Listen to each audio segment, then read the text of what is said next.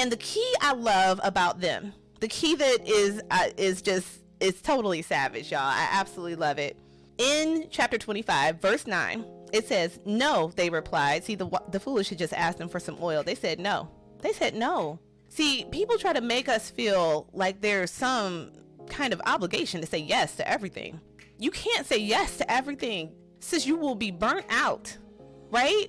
Give up this kind of strong woman syndrome that has been placed and taught to us by the culture. Again, we are counterculture. I'm not going along with it. Are you? I'm not here for it. I am not here for it. You need to know when to say yes and when to say no. And there's some things that some of us need to say no to right now. Like, you need to, as soon as this is over, go ahead and get your phone, go ahead and text that person, go ahead and make that call.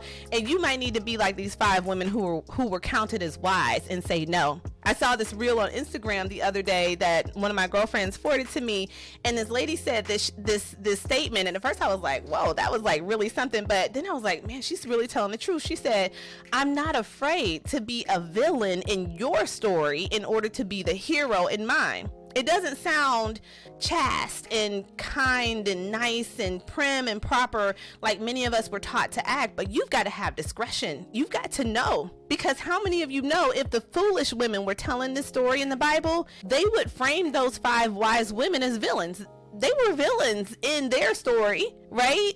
The wise women were villains in the story of the foolish, but the foolish women are not the ones who get to benefit. The wise women are. The wise women remain heroes in their own story. By saying no, they remain heroes in their own story. Doesn't mean that you don't help people. Doesn't mean that you can't be there for people, right? That's what this whole community is about. But what it does mean is that you have discretion and you move forward with an intention and you know where God is taking you. And sometimes that means you've got to say no. Sometimes somebody needs to hear this today. So I want to be able to remain a hero in my own story. I can't set myself on fire to keep everyone else warm. I'm going to let that settle for a second.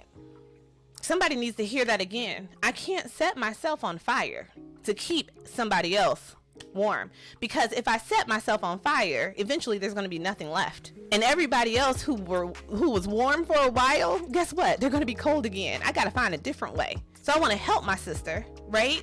But I can't help my sister if I don't have anything to help her with. Does that make sense?